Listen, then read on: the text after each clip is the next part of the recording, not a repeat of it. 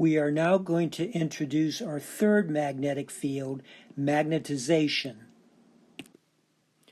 We know that currents cause magnetic fields. The currents we've been looking at up to now we will refer to as free currents. In materials, we'll have what we will call bound currents, and these bound currents will also generate magnetic fields. An electron in an orbit in an atom is a bound current.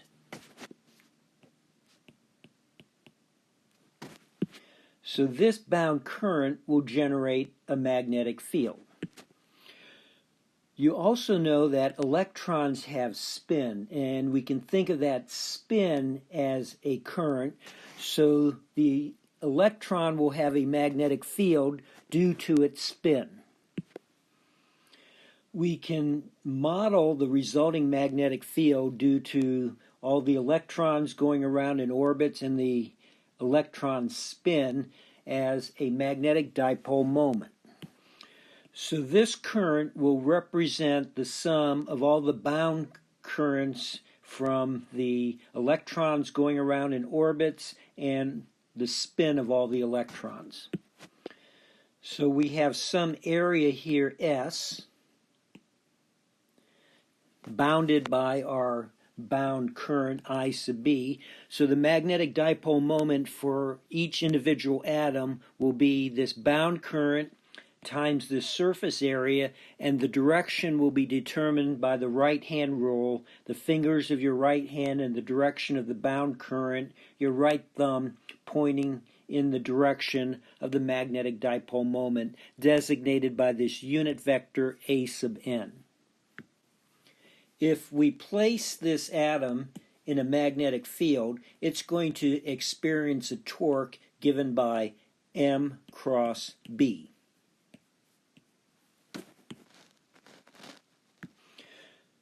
So here we have a material, and each individual atom has a magnetic dipole moment associated with it, and at this point they're all randomly oriented, so there's no net magnetic field coming from the material. But now let's place this material inside a magnetic field. The torque these atoms will experience will result in them being aligned along the applied magnetic field, and so now there's an additional magnetic field coming from the material to add to the external magnetic field. This cylinder is some material that contains atoms, and each one of these circles represents the magnetic dipole moment from each individual atom. And the atoms have all been torqued, so their magnetic dipole moments are all pointing in the same direction. So the arrows indicate the direction of the bound currents. And notice internally, any two adjacent atoms have their bound currents going in opposite directions, so those internal bound currents will cancel. The atoms on the outer perimeter, though, will not have an adjacent atom to cancel the current, so you can think of the bound currents as just flowing around the perimeter of the material. So here's the view of the bound currents going around our cylinder. So N is the number of layers of atoms inside this cylinder, so N is the number of bound currents going around the cylinder. When we were looking at electric fields, we saw that free charge generated electric flux density fields. In materials, we had bound charges in the form of those electric dipoles. They led to the polarization field, and we treated the electric field intensity as coming from both free and bound charges. We're going to do something similar with magnetic fields. We're going to treat the magnetic field intensity as coming from free currents. These bound currents in materials will generate a new magnetic field, the magnetization. And magnetic flux density will be due to both free and bound currents. Again, we're seeing similarities between electric fields and magnetic fields, but also differences. Free charge is leading to a flux density, whereas free currents is leading to a magnetic field intensity.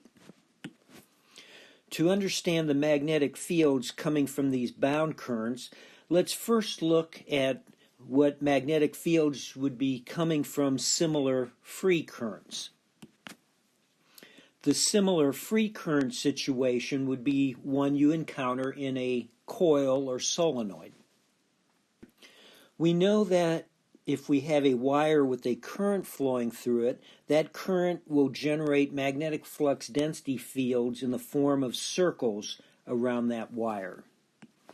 Let's imagine taking this wire and forming a loosely wound coil from it. So if you're close to the wire, the magnetic fields will still be circles. Between the wires, they're going to cancel. And notice everywhere inside, the fields from all the pieces, all the IDLs, are going to be pointing in the same direction and reinforcing. So we'll have a strong field inside. And we know the magnetic flux density field lines always close on themselves. So these magnetic flux density field lines that are coming out of the right-hand side of the coil have to loop around and come back in the left-hand side. So we know that the field outside will be much weaker than the field inside. Here we see the magnetic fields generated by two different coils using iron filings. For this short length coil, you can see the strong field inside and how the field lines quickly fringe out as they have to loop back around, and the field gets weak outside the coil. Here, as we make the coil longer, you can see the field inside, and it starts to fringe out, and very quickly you have a field that's so weak it cannot orient the iron filings. The more tightly we wind this coil and the longer it is, the weaker the field will be outside the coil relative to the field inside the coil. Here is that tightly wound solenoid, and we're looking at a cross section through the solenoid. The length of the solenoid will be L, and we'll have N turns of the wire. We're going to apply Ampere's circuit law to determine the magnetic field intensity, and this dashed line will be our Amperian loop. It will go down the inside of the coil and then out and around the outside and back in. Down the center of the coil, the magnetic field intensity is fairly uniform, although we'll get fringing of the field outside as the field has to come out and loop back around and come back in the other side of the coil. So ignoring the fringing along this first distance L, we have H inside times L.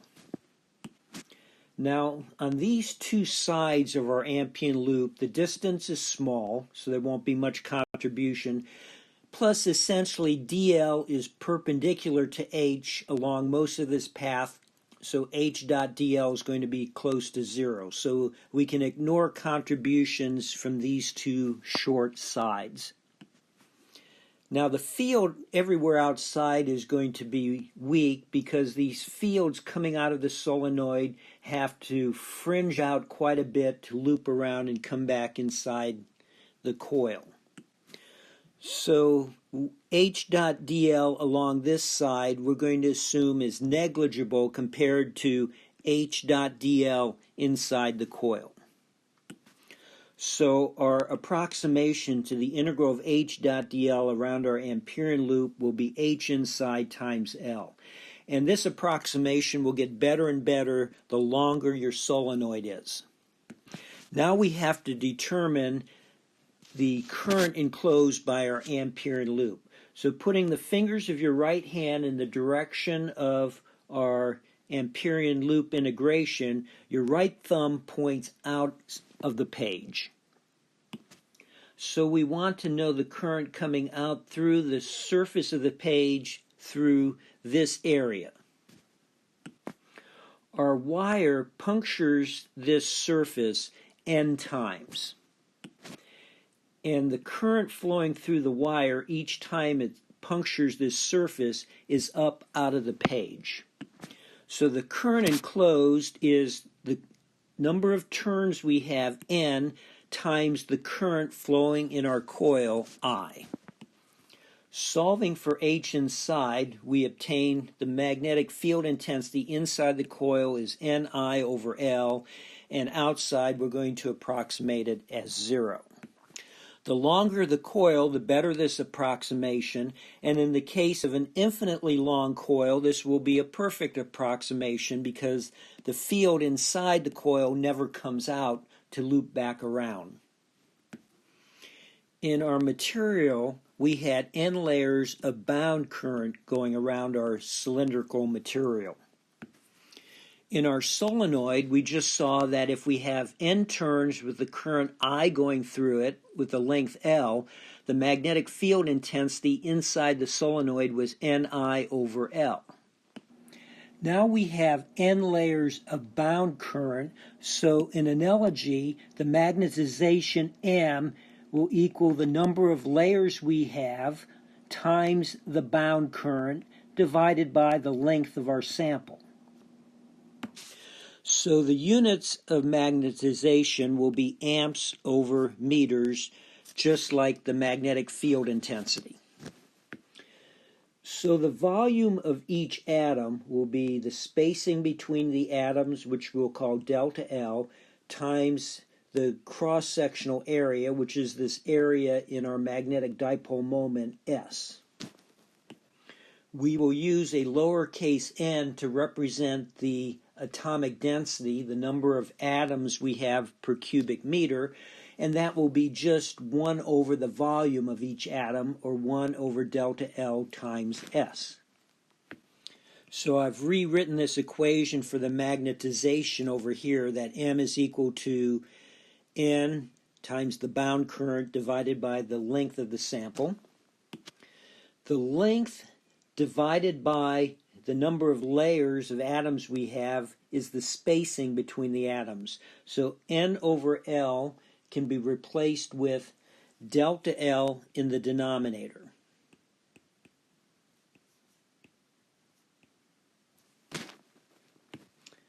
And delta L can be replaced with 1 over N times S. So we can rewrite the magnetization as N times our bound current times S. I sub B times S is just the value of the magnetic dipole moment of each atom. So the magnitude of the magnetization is just N times M, the atomic density times the magnetic dipole moment of each atom. So the direction of the magnetization will be in the direction of the magnetic dipole moment. So magnetization is the product of the density of the atoms times the magnetic dipole moment of each atom. So N is the number of atoms per unit volume. M is the magnetic dipole moment per atom. So the magnetization is the magnetic dipole moment per unit volume. Since the magnetization is magnetic dipole moment per unit volume, you only have a magnetization where you have magnetic dipole moments. So magnetization only occurs within a material. So magnetic dipole moment is a current times an area, amps meters squared. Volume is meter cubed. So again, the units of magnetization are amps per meter. So free currents generate magnetic field intensity, and we saw the relationship between magnetic field intensity and magnetic flux density field was B is equal to mu 0 times H. We're going to associate bound currents with generating magnetization, and magnetization will similarly generate magnetic flux density field, so B is equal to mu 0 times M. So the magnetic flux density field will be that due to free currents plus that due to bound currents.